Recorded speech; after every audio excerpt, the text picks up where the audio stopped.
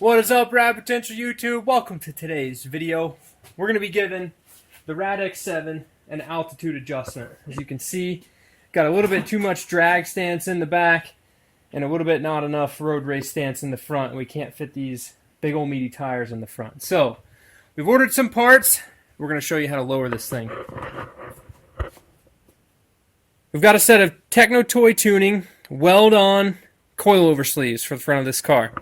Now, one of the things that I learned throughout this process, a GSLSE RX7 front strut tube, so this piece right here, the black strut tube, if you're wanting to keep using this setup and not chop this off and weld like an actual coilover on here, is 45 millimeters in diameter on the outside. Most of your import Honda, Volkswagen stuff is a 50 millimeter or a 55 millimeter strut tube diameter. So what that means is this diameter here, the thickness of this. Now you can see this one has been modified with not Techno Toy Tuning's parts, and this is a 50 millimeter adjustable sleeve that has some set screws that's jammed onto a 45 millimeter tube. So if you can imagine, it wiggles around a little bit. So I wasn't super comfortable with that. I'd found, this is a kit for a B series like Honda, older Honda. I'm not a Honda expert, but for a 90s Honda that you can get on like McMaster-Carr or eBay for 80 bucks. And come to find out, I didn't like how that stuff fit. So Techno Toy Tuning sells their kit for a 45 millimeter strut tube, the factory GSLSE strut tube. Upon receiving it, grab their fancy little trick piece here, which actually looks super nice, and I measured the inner diameter of this piece. It's actually 50 millimeters. So I was like, holy cow, I don't want to put this on if it's going to wobble. Upon further inspection, they include these little rubber O-rings that we're going to slide onto the strut tube to ride in between this coilover sleeve and the tube itself to, I guess, make this a 45 millimeter inner diameter strut tube. So, seems legit, but I don't know how long it's going to last for the street. Report back. So we'll report back, if it makes funny noises and stuff. The kit's fairly simple, and we'll show you how to install it. Quick rundown is there's some sleeves in here. You're going to cut off the factory shock mount. You're going to weld those sleeves on at a specific height. You're going to slide this coilover adjustable deal on here, and then we're going to put this Swift spring on that, set our ride height, and move on.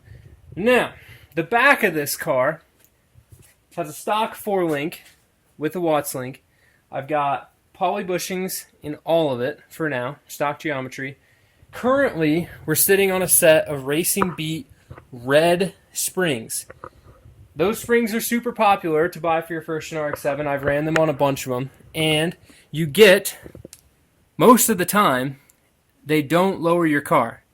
Your 40-year-old, washed up, super saggy stock spring is most likely going to sit lower than those Racing Beat springs.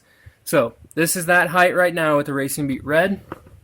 And I honestly have no idea where these springs came from, but these are a 5-inch outer diameter. What would we measure? 11 inches tall? Just under 11, yeah. Just under 11-inch tall, blue spring. Blue. And we're going to put these on there. These were laying around. They were on the brown car. I think Charles had them a long time ago for something. I know back in the day, Re-Speed, which is the company whose rack and pinion I have in my car, sold a adjustable rear coil spring for these. So effectively it was this basic setup like we have in the front, but a bigger diameter. So it was an adjuster like this that would sit on the top perch in the rear, and then they had a short spring that you could then adjust the ride height of your car. Super common. I don't think that you can buy them new anymore, but I know a lot of people ran that. I believe these springs are too tall to have came from that kit. I think those springs are actually much shorter. But in the future, we will be changing the rear of my car to have a universal 5 or 5.5 inch spring perch on the axle so that we can utilize an adjustable ride height system in the rear, in addition to opening up more options for different spring rates. So the rear is super simple. We're going to jack it up. The Racing Beat springs are short enough that you don't have to disconnect the shocks. You pop them out. We pop these springs in. instant altitude adjustment in the back. The front is a little more involved. So we're going to go ahead. Justin's here to help. We're going to get this thing jacked up in the air, pull the front suspension off for like the 15th time in the last 2 months, swap the rear springs, and then hopefully with that smaller diameter spring, I can get more camber out of the top, which will then let me fit my bigger tires. And in addition to the smaller spring giving me more camber, will give me more room between the inside of the tire and the spring right here. So let's get to tearing this thing off. We'll show you guys the Racing Beat Reds.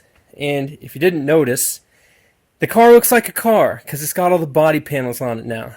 So get fired up because we're getting close. We have like T-minus 11 days to try to drive this thing around at least one lap at the track, ideally making boost and ideally running. Think we'll make it?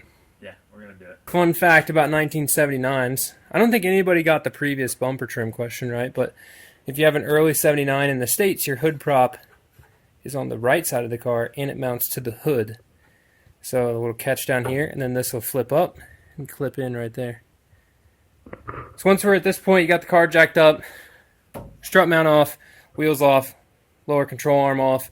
We're going to go ahead and just pull the whole strut tube out, the whole deal, and show you what it looks like off the car, just because it's been apart 600,000 times. I know all the bolts aren't tight, because you don't need everything tight to just go get your car painted.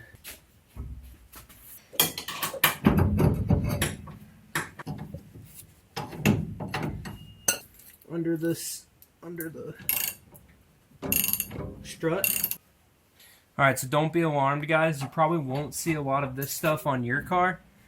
This is a 5-lug conversion using some FC hubs in the front, some aluminum knuckles. It's also a compression rod style for the rack and pinion setup. So that's why this car's front steer versus your car's going to be rear steer and have a big tension rod up here.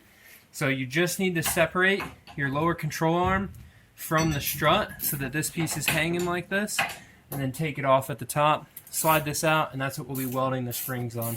Effectively what we're going to be doing now that we've got the struts off, we're going to be replacing this whole giant apparatus with this short spring here and this adjuster theoretically inside of that. Okay, so now in order to allow this adjustable sleeve to not slide all the way down and smash your brake line, there's this ring washer here.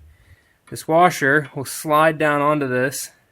Technotoy Tuning specifies the right height from the top of this tube to weld this on at.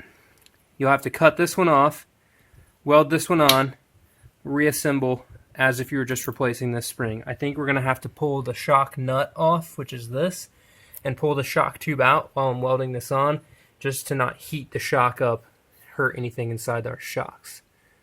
So we're going to buzz this apart. Fortunately, Racing Beat Reds aren't that tight on your strut, so the strut top is not going to go flying across the room. So we hope. We get to figure out how to cut this piece, the factory strut bracket, off. And it looks like that one's had some modifications done to it in the past. That doesn't look like a factory weld. So, At least I hope. Mazda factory 1979 got some sketchy welders going on. Yeah, there's some wire coming through there. That one looks good. Considering this one is welded like basically all the way around, I don't think that one has a factory weld. Telling you, if you don't have the biggest adjustable wrench out of all your friends, you need to get a big adjustable wrench. This thing comes in so handy. This thing is so handy for doing specifically just these things. Big adjustable wrench things.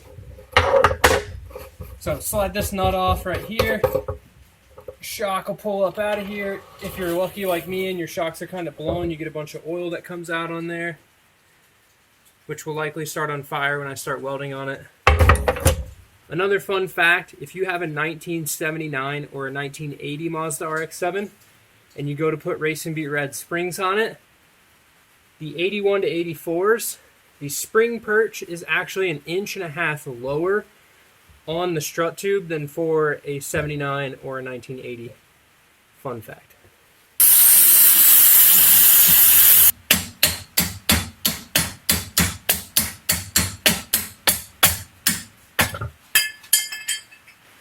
Our sleeve is on here. I've measured, so this is a 7-inch long sleeve. So Techno Toy Tuning says to weld this on at 7 1/8 inches from the top of your tube, here to here. So that's going to allow this sleeve to fit here without extending past that. So we've got our marks on here, and we've got this thing ready to be tacked in place. So I'm going to tack this thing in place, and then we'll weld this deal in. Alright. Sweet. Now, I wouldn't think that it's super important to necessarily burn this thing in all the way around. So I'm going to put 3 1-inch long welds kind of evenly spaced around it. More so just such that you don't get that much penetration through the metal or too much heat in it to warp the tube such that you can't get your shock in it. Now, I don't know if that's the ideal way to do it, but that's just how I'm thinking about doing it. The factory piece was welded on by 3 small bits, so we're just going to try to simulate that. Not that that's necessarily right or wrong. It smells wonderful. So now this piece, sit on there like so. Sweet. Yeah. See, that's what I was worried about with that, the other kits you could buy. Was that bit right there. I just didn't want that to flop You know, around. I'm surprised. If they're having you weld this on already, why don't you just weld that to that? Yeah. Or what I would think is, why not have some strips of metal or a thin sleeve that you could send with this kit that you just slide over this that makes up that thickness. It could literally be, I measured it out, it's basically 14 gauge steel is all you need to make that gap up. Because they sell kits, if you're a Volkswagen guy, to go from a 50mm strut tube to a 55mm strut tube, and it's literally this nice slide-on beer can looking thing that slides on, and then you slide this on over it, and no more wiggle to go to the bigger springs. I think they run a 3-inch diameter spring versus these are a 2.5-inch. But I guess those O-rings will make up for that, and it might just wiggle barely. I don't know. I just don't want this like, and then I hit a corner and smash a wall and crash my car. Take this guy. Slide your little sleeve on there. And this is where, not super impressed. Had some discussion about it. Kind of wiggly. Again, So, the discussion was, why over-engineer it if it works? But it seems like a very simple solution to just like not allow this to be the case. yeah. Like, the O-rings will keep it from making noise. Normal car, weight on it. It's not like this is going to move. It's not like it has any high risk of just like flying off and you crashing your car. But the devil in the detail in me is like, I don't really like how that fits. So we're going to run it. We'll see if it makes noise. Get this in here. We'll drop your strut tube down in there. And if you know a good place to find good adjustable front struts for this, leave it in the comments below. Because I can't find a bunch of them. Is that going to hit that aluminum piece? It's going to be really close. Okay. If not, we're going to take the aluminum piece and we're just going to shorten it. Spring goes on. Then your little perch. Double stack of washers. We're going to drop the camber plate on after the washers. And then use the same stock nuts that you took off or that we took off. We'll go back on.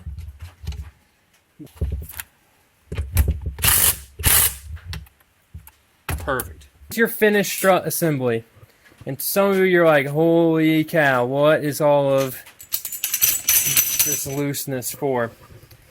So when you're running, I guess, a McPherson style strut set up like this, that isn't a threaded shock body like a standard coilover would be, I guess, a ride height adjustable coilover, you can't set the preload with this setup if you lower your car.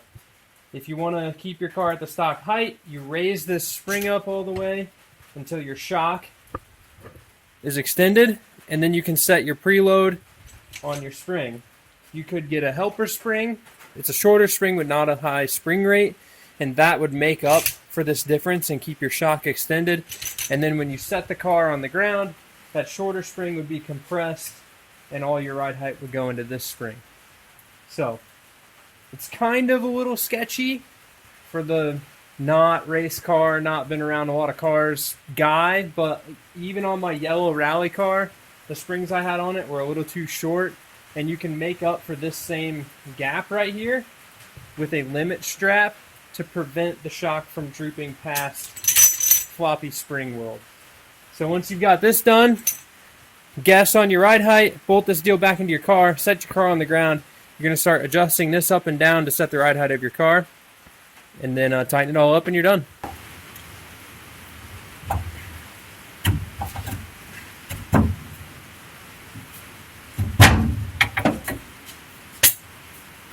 In the rear, if you already have somewhat lowering springs, you can just slide them out by hand.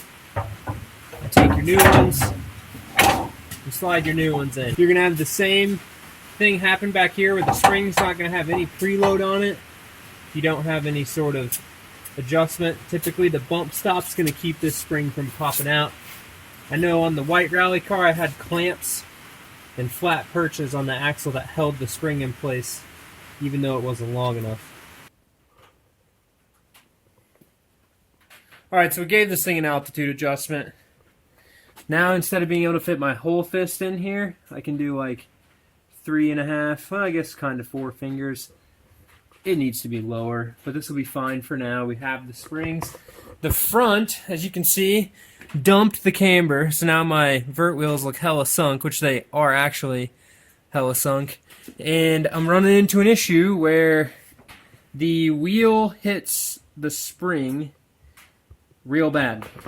So before, these vert wheels, I've got a 12.5mm spacer in here. These are, I think they're 15 by 7 or 6.5 or something. Pretty sure they're 15 by 7. And 205 street tire. I was barely rubbing the stock, or I guess Racing Beat Red spring at normal ride height, and definitely rubbing the spring whenever you hit bumps and stuff. And that's just a function of these wheels being that offset, so they're plus 40. And then my 12.5 spacer makes them plus 27.5. So that's where this sits. So I really need to bring this wheel out. Unfortunately, this is with the tiny tire, and there's no way that I'm going to be able to fit this 225 in there without hitting the spring. So I've got some wheel spacers coming and some longer studs, and we're going to try to like sketchily stack up to a 25-ish millimeter spacer behind here, which is just, you know, don't tell your parents, but that'll get me to like a plus 12 or so wheel offset, which should give me the clearance I need to fit against the spring. And then I've got plenty of room to fit against the fender, and I can always roll. The fenders are rolled, but I can pull the fender out more if I need to. And don't worry, Calvin will heat the paint up so we don't crack it. Don't want to be tearing up our fresh fender paint. But it would be good to tear the paint up now, because when we paint the engine bay, we can respray the fenders. So rear's good. I do think it needs to be lower. So what I'm going to do is kind of take some dimensions off of that, which was like a 5.5-inch outer diameter spring. It was 11 inches tall. I'm going to go hop onto iBox website, order these are a 350 pound per inch spring in the front, order a set of 175 pound per inch springs in the back from iBox or whoever you decide to order your springs from. We'll get those coming so that I can drop this just a little bit, and then also have the spring rate to match the front, and we'll see how the semi blown out shocks is. But ultimately, to be expected from what the T3 kit was, the Weld-On kit. I wish that sleeve would fit tighter, but, you know, it is what it is, unfortunately. I don't think they're going to rattle.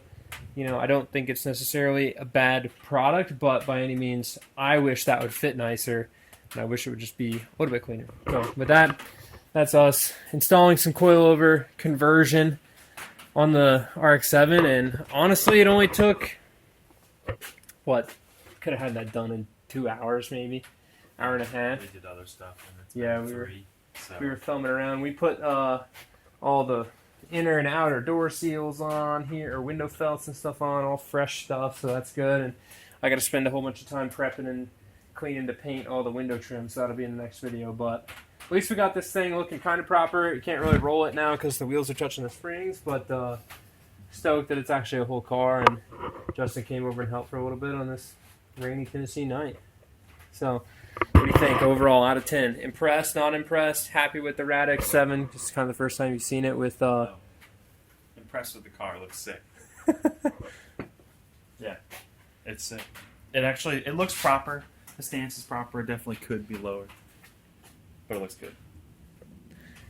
Yeah, could be lower, needs to be lower. You know, it's not like ugly high. Yeah, but it's kind of ugly high. The back's like, it looks like a drag car. Yeah. It looks like it should have a bullhorn sticking out the front, a big turbo, and like a little bit bigger tire than that in the back. Like this is the street drag setup. You know, but it's fit for like mini tubs and like a 28 10.5 out the back. That's what it looks like. Ready to do some wheelies and spit big fireballs out of it. So, anyways, with that, guys, we're going to call it a night, or at least call it a night for this video, because I'm going to get back to work, getting all this trim prepped, getting a whole bunch of stuff going on. Thanks, Justin, for coming over, and we got 10 days to hopefully do a lap at a track in this car. And I think we're going to make it. I think it'll be good. So, yep. With that, thanks for watching. Comment below with any questions. If you want to learn more about the engines, rotary engines, RX7s, there's a whole bunch of other good videos on the channel. Go check those out. Subscribe if you want to see the RADX7 keep getting progressed. And I'm just going to keep filming stuff and uploading stuff. Hopefully y'all keep enjoying it. So, thanks for watching. Keep it rad. Peace. Buddy. Oh, dog's asleep. Look, the dog is about the same size as a 225 40-15 tire. Just about perfect. I don't think we're going to wake her up, though. She's just chilling. She doesn't need to jump. The question would be, Letty, don't jump if the car successfully makes a lap at the track. Look at that. She didn't even move. Definitely making a lap at the track. Peace, guys.